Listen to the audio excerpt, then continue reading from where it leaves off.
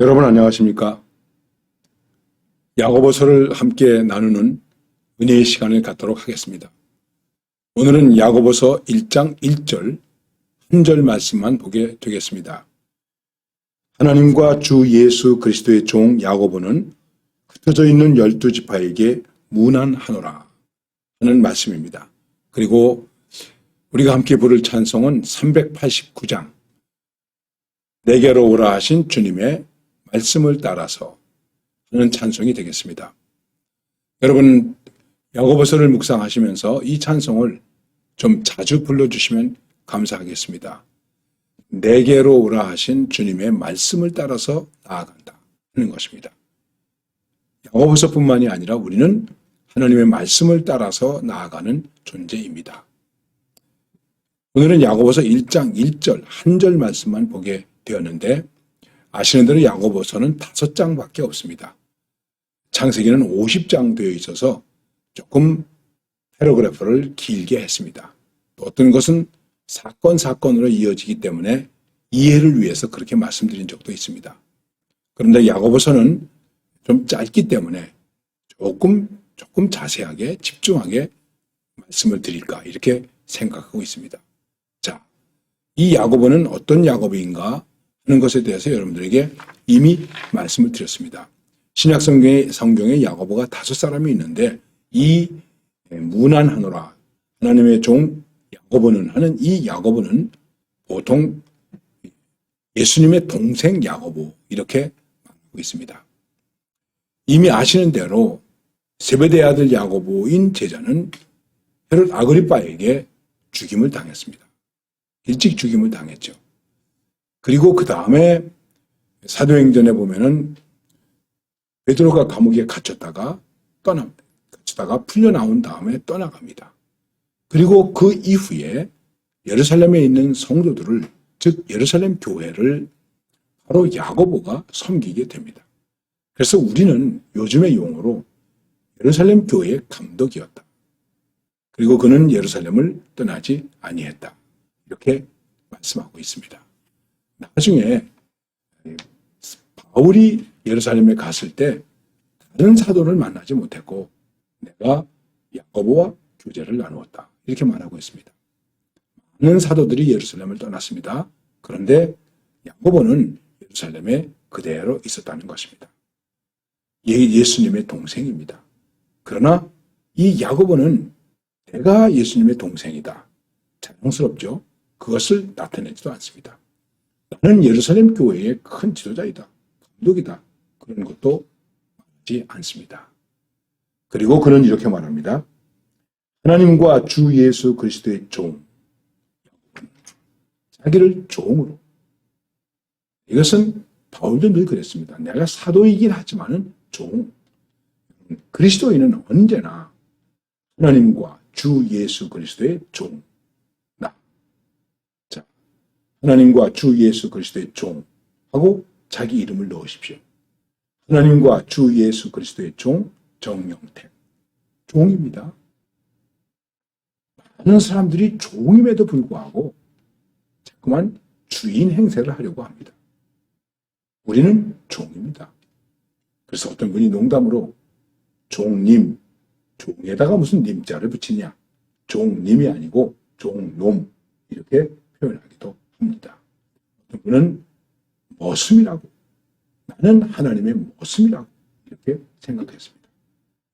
정말 담임 목사가 자기를 하나님의 머슴이라고 생각합니까? 더 나아가서 자신을 교인들의 머슴이라고 생각합니까? 그렇게 생각하면 문제는 끝나죠.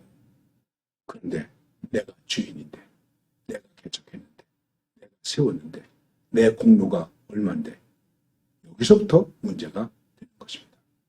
어쨌든 야고보는 자기를 나는 하나님과 주 예수 그리스도의 종입니다. 그는 예수님이 부활하신 후에 예수님을 믿게 되었다고 말하기도 합니다. 그리고 기도의 사람이었다. 얼마나 그는 무릎을 꿇고 기도했는지 그의 무릎이 낙타 무릎과 같았다. 이렇게 표현되기도 합니다. 그런데 그 다음에 문제가 뭐냐면 하나님과 주 예수 그리스도의 종 야고보는 야고보는 하는 말은 야곱이라는 뜻입니다. 유대인들은 야곱을 좋아합니다. 구약에서 야곱. 그러면은 형제의 뒷발목을, 발목을 잡은 자, 뒤꿈치를 잡은 자, 야비한 자, 이런 뜻이 되기도 하죠. 그럼 이것이 헬라어로 발음하면은 야코푸스. 그래서 야고보 이렇게 말하는 것입니다.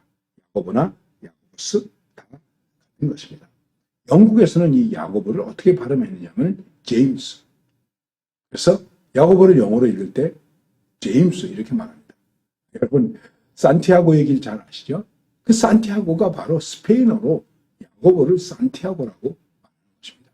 다 아시는 이야기입니다. 그래서 어떻게 흘러가는지 야고보의 시체가 그 스페인의 바다로 흘러가서 그래서 그때 거기서 장례를 조용한 곳에 치렀는데 나중에 발견되어 가지고 이제 그것이 순례의 길이 되어서 지금도 800km가 넘는 길을 많은 사람들이 한 달, 두 달, 석 달에 걸려서 여행하면서 고독을 즐기고 묵상하면서 돌아오고 힐링을 갖고 돌아오는 그런 일들이 많이 있습니다.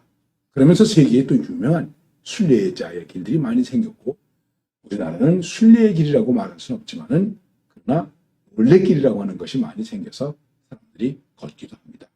이렇게 여러 가지 이름이 있습니다. 저도 산티아고가 왜 야고보인가 이런 생각을 한 적이 있었습니다. 이 야고보는 흩어진 12지파에게 문안 흩어졌다. 왜 흩어졌을까요? 핍박으로 인해서, 박해로 인해서 흩어졌습니다. 사도행전 8장에 보면은 큰 핍박이 일어나서 성도들이 흩어졌다. 예루살렘 성도들이 많이 흩어졌습니다. 여러분 물론 그들은 흩어진 자리에서 복음을 전하기도 했지만 그 흩어진 자리는 고향을 떠난 자리입니다. 삶의 터전이 없습니다. 직장이 없습니다. 가난합니다. 배고픕니다. 박해가 있습니다. 많은 어려움이 있죠. 핍박으로 인해서. 그러니까 결국은 어떻게 됩니까? 이렇게 하나님을 믿어야 될까? 하면서 배교하는 사건도 일어나게 되겠죠. 그래서 야고보는 정말 목자의 심정으로, 목사의 마음으로, 목회적인 마음으로 이 흩어진 성도들을 내가 위로해야 되겠다. 그리고 12지파에게 문안합니다. 이 흩어진 성도들을 성도라고 말하지 않고 12지파라고 말합니다. 왜 12지파라고 말했을까?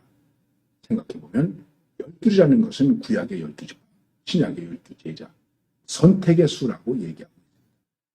그러니까 여기서 12지파라고 하는 것은 하나님께로부터 선택된 사람들. 좁게 얘기하면 하나님께로부터 선택한 12지파, 예수님께로부터 선택한 12제자, 조금 넓히면은 예수를 믿는 모든 사람들. 이렇게 얘기할 수 있는 것입니다. 여기서 왜 12지파라고 말했을까요? 물론 저의 묵상적 생각입니다만은 예수 믿는 사람을 예수 믿는 사람이라고 성도들이라고 표현할 수 없을 만큼 어려운 시대였다는 것입니다. 그래서 이것은 조금 은유적인 표현이다. 이렇게 말할 수 있는 것입니다. 흩어졌다. 널리 흩어졌다는 것입니다. 디아스포라. 이렇게 말하는 것입니다. 그래서 무난하게 되었다. 흩어져 있는 성도들이 야고보 감독께서 요즘으로 표현한다면 야고보 목사님께서 우리에게 편지를 보내왔대. 그래 어디 있어? 그래서 읽지 않았겠습니까? 그걸 읽을 때 얼마나 감동이 되고 위로가 되고 그렇습니다. 우리는 그리스도의 편지입니다. 그리스도인은 모든 성도들과 함께 서로에게 뭐가 되어야 될까요? 문안이 되어야 됩니다. 위로가 되어야 되고 격려가 되어야 되고 평안이 되어야 되고 이것을 말씀하고 있는 것입니다. 그래서 한 절 말씀이지만 하나님과 주 예수 그리스도의 종 야고보는 흩어져 있는 12지파에게 문안하는 이 위로로 야고보서를 시작하고 있는 것입니다. 오늘도 우리는 흩어져 있습니다. 어디 가서 예수 믿는 사람이라고 말하기 어려운 부분도 있습니다. 그러나 우리 하나님의 말씀을 들으면서 기도하면서 그래도 찬송하면서 서로에게 이 유튜브를 보는 모든 분들에게 문안이 되고 위로가 되고 격려가 되고 평강이 될 수 있기를 바랍니다. 감사합니다.